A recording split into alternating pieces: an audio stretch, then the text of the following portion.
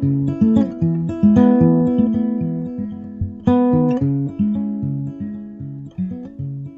and welcome to Tea with Tolkien, an online community for the Hobbit at heart. We are inspired by the works, life, and Catholic faith of JRR Tolkien and strive to encourage others towards a deeper love and understanding of Tolkien's Legendarium by hosting a free book club, providing free resources such as our Silmarillion Reader's Guide, and by cultivating a vibrant and positive online community. Our book club is currently reading through this newly released book, The Fall of Numenor, edited by Brian Sibley. This book was released last November, so just a few months ago at the time of recording, and our community voted and chose to read this book as our first book club for 2023. If you would like to join in on the discussion, you can sign up for our free book club at teawithtolkien.com/book-club to receive the link to our Discord server.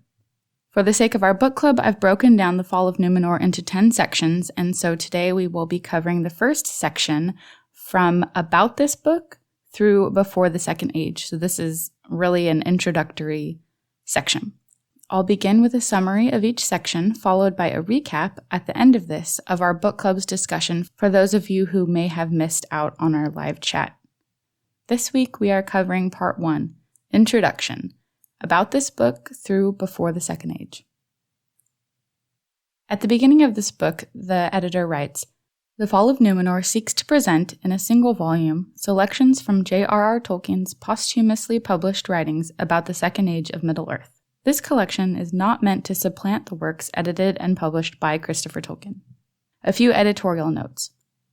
The selected passages and extracts are arranged chronologically. The editor also notes that the published texts are treated as being the final version. So in the situations where Tolkien had several different versions that he was working through, whichever ones were ultimately published are going to be considered final.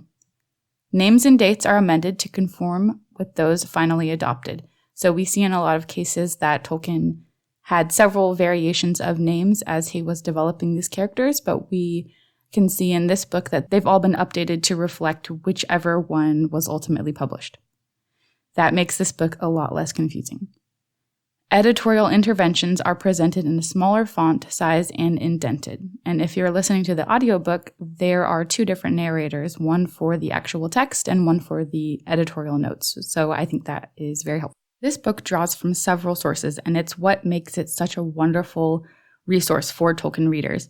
Previously, if you were interested in the Second Age, you said, I want to learn all about the Second Age, what can I do? There would be about 10 different books that you would need to check out because there are little bits and pieces of information scattered throughout them, and you would spend like $300 having to buy all these books, and it was a little bit confusing. So the wonderful thing about this book is that it compiles everything that Tolkien wrote about the Second Age into one book. This book draws from the Silmarillion, The Lord of the Rings and its appendices, Unfinished Tales, The History of Middle-earth, The Nature of Middle-earth, The Lost Road and Other Writings, The Letters of JRR Tolkien, and the Notion Club Papers. Introduction. The events of The Return of the King point to a deeper story lying under the surface, which the public very gradually became aware of over the years. The editor writes, But for Tolkien, the exploits of Bilbo Baggins and the monumental quest of his nephew Frodo were but part of a far greater story reaching back into the distant past. In Letter 91, Tolkien writes about how his story is continually evolving and it seems to write itself as he got going.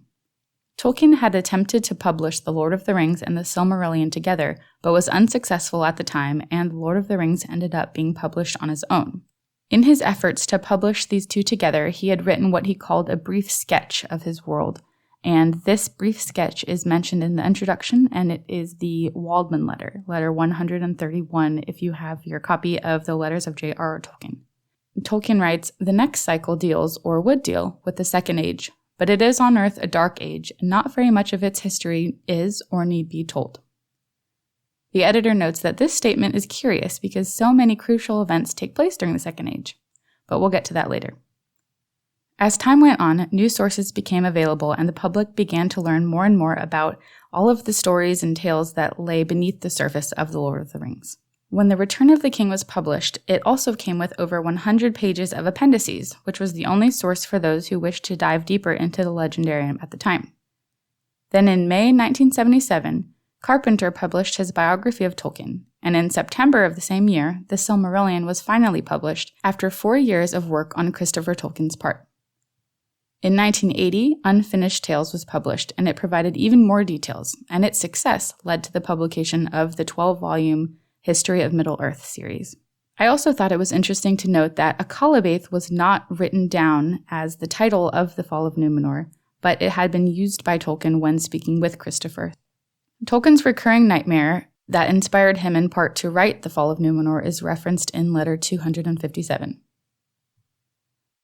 We also learn in this introduction about Tolkien's attempt at time travel, which was ultimately unsuccessful, but through it, the stories of Númenor came together. The Notion Club papers were another exploration of this time-traveling concept that he didn't quite flesh out, but we still have those and can benefit from looking through them. The editor writes, "It is clear from Christopher Tolkien's detailed study of his father's papers that the tale of the Númenóreans and their fate was conceived in complete harmony with the Silmarillion and the continually developing history of Middle-earth, and the natural and supernatural laws to which it was subject." At the end of the introduction, Sibley thanks Christopher Tolkien for his dedication and devotion to his father's Legendarium. He writes, "Without Christopher's passion, dedication, and skill, the story of the Second Age of Middle-earth would never have been told." And I just want to echo that by thanking Christopher Tolkien, because now that we have learned so much about the Silmarillion and the Second Age, I can't imagine living without it, honestly. So I am so grateful to Christopher Tolkien for everything he's done for his father's legacy. Before the Second Age, The Lord of the Rings has its foundation in the Silmarillion, though readers were unaware of it until much later, in Tolkien's life and after his passing. This section of the book is essentially a condensed look at the Waldman letter. For more detailed notes on the Waldman letter, you can read my full overview on my blog, and I will link that in the description. A couple things of note that we can see in this letter. Tolkien had set out to write a mythology that he could dedicate to England.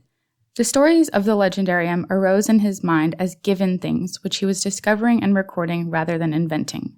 Tolkien's emphasis on linguistics and invented languages are at the core of his world. After this, Tolkien gives us a brief outline of the events of the creation of Arda and through the First Age. This is really wonderful for setting the stage for the Second Age, especially if you haven't read the Silmarillion before, or if it's been a while since you have. God and the Ainur are revealed, and the world is created through music. The firstborn, elves, and the followers, men, come into the story. We learn about mortality as the gift of men, the fall of Melkor and the fall of the elves, the fate of the Silmarils, and a vision of the breaking and remaking of the world. Tolkien writes, "As the stories become less mythical and more like stories and romances, men are interwoven. So throughout the letter and throughout the Legendarium, as time goes on, things become less cosmic and begin to operate at a smaller scale. Whereas at the beginning, we have the creation of the entire world as a whole. As we move through the story, we will get to know our characters on a more personal level and see the narrative unfold in that way." Tolkien also brings up the connection of the fate of the Silmarils to the family line of Elrond and Elros, which is something that bridges the First and Second Ages. So this is essentially a summary of the first couple parts of the Fall of Numenor, and now let's get into our notes from our discussion that we had on our Discord server. We've had the chat running for the last week, and then I hosted a voice chat last night in which we had a lot of people come, a lot of good discussion. So I just wanted to kind of summarize and go through what we've talked about for those of you who may have missed it. Introduction. The introduction serves as a great refresher for those who haven't read the Silmarillion in a while, and it's also simple enough for someone new to Tolkien to grasp it for the most part.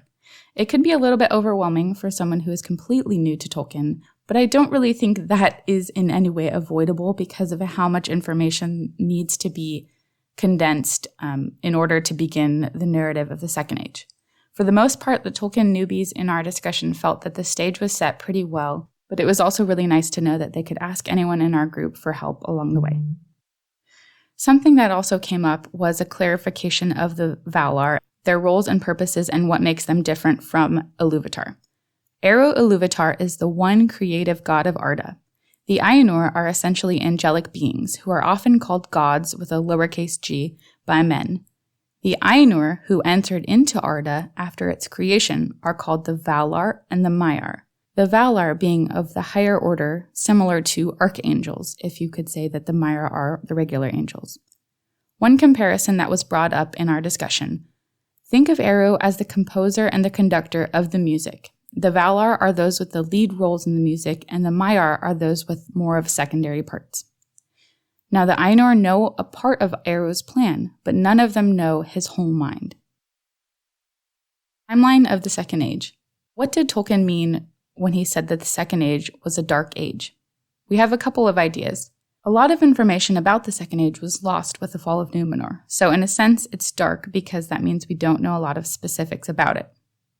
Several extremely horrible events happened throughout the Second Age, which would also make it quite dark. And then we also have the contrast between Númenor at its height of glory versus the ruin of Middle-earth that it is left in as we go throughout the Second Age. Discussion of canon. Understanding what our canon for the Second Age really is means reconciling different versions of the text, especially between the Silmarillion and unfinished tales. Ultimately, we defer to the published versions, but that doesn't diminish the importance of the other drafts. This allows the reader room to breathe, and in my opinion, gives more life to the mythology as a whole. Even though this book defers to the published versions of the Legendarium, this book also adds a little bit of new information which had previously only been published in the Nature of Middle-earth, so a lot of it is still relatively new. For example, I had not heard of the Dancing Bears of Númenor before reading this book, even though it was published in the Nature of Middle-earth, so a lot of it still feels pretty new and exciting. It is also very much appreciated that the editor has arranged these events in a chronological order, something which has not been available before. So overall, our group has been really excited about this book and very thankful for the way that it was composed. Tolkien's writing style. We came to the conclusion that Tolkien was like an architect in terms of world building when it comes to Middle-earth, but more of a gardener when it comes to letting his characters and narrative take on a life and story of their own. We also noted that Tolkien was moving towards revising his myth to align itself more to our primary myth towards the end of his life. But we were pretty glad that he kept things such as the world being made round and a few other things. I think that the things that set apart Tolkien's myth from our own do make it a lot more fun. We can also think of Tolkien as less of a novelist and more of a mythologist in the way that he's putting everything together. His initial sketch of the world compared to the finished writing is reminiscent of the vision of the Ainur after the music, compared to the finished reality of Arda after it had been shaped. That's something that someone brought up in our chat, and I thought that was a really cool way of looking at it. It was also mentioned that Tolkien saw his world as something that he found and discovered rather than created, in the sense that it was a found manuscript. There's also an aspect of the story being told as a frame narrative. We can think about the narratives as being written in-universe by different authors, which will contribute to the reliability or unreliability of the narrator. For example, it was pointed out that Elendil is said to have been the author of the Akalabaith, so how might his bias against Pharazôn have colored his perspective in the writing? Just something to think about. The discussion placed an emphasis on the importance of the Waldman letter, letter 131, as something every Tolkien fan should read, along with On Fairy Stories if possible. Thoughts on the book so far? Everyone in our group has been a big fan of the paper quality of this book. I know that seems like a small thing, but if you get a book with crummy paper quality, it's not good. You're not going to read it. You're not going to be happy. The pages are thick. The pages aren't packed too tight together. The font size is great. Overall, it's a really enjoyable book to hold and read, and that's been quite delightful. We were disappointed, however, by the lack of a larger map. As a Tolkien fan, a lot of his books come with really nice maps, and this one came with 2 maps. One is in the book. It's quite small, and then one is on the back inside cover, and they're great, but they just are a little bit small. It might have been nice to have a really big map.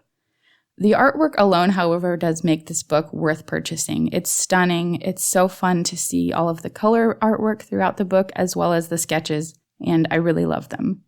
Some of our members in our discussion needed a little bit of clarification in terms of what Sibley was doing as the editor. He is not adding his own thoughts or opinions into the work, but rather composing Tolkien's own words in a similar manner with which Christopher had done in the past, although I'm sure he's coming in with his own perspective and his own style.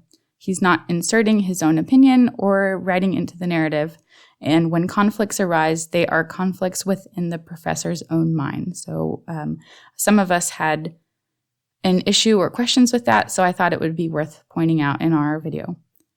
In terms of Sibley taking up a role in editing and compiling Tolkien's works, a comparison was made to Smith of Wootton Major, in which the role of Master Cook is passed on, and I thought that was really sweet.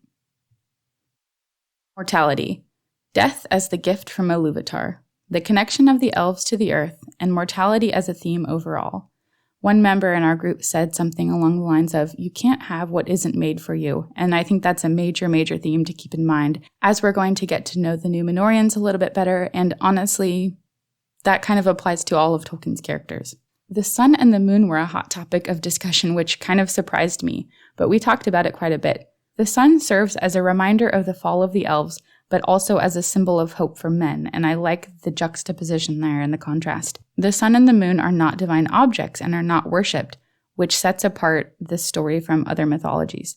They're seen as lesser creations because they only came about after the trees were destroyed. So that's kind of an interesting point. The fading of the earth. The elves stayed longer than they were meant to in refusing the summons of the Valar. We talked a lot about that. The fading of the earth and the elves within it was not a choice of the Valar, but the nature of the earth itself. So how does that affect the elves as they're lingering? We'll see as we keep reading. Last point is spoiler etiquette. In general, I think everyone agrees that large-scale spoilers for this book are unavoidable. Just look at the cover of this book and you can see what is going to happen to Númenor. But we should all try our best to avoid spoiling plot elements that occur within the smaller scale stories.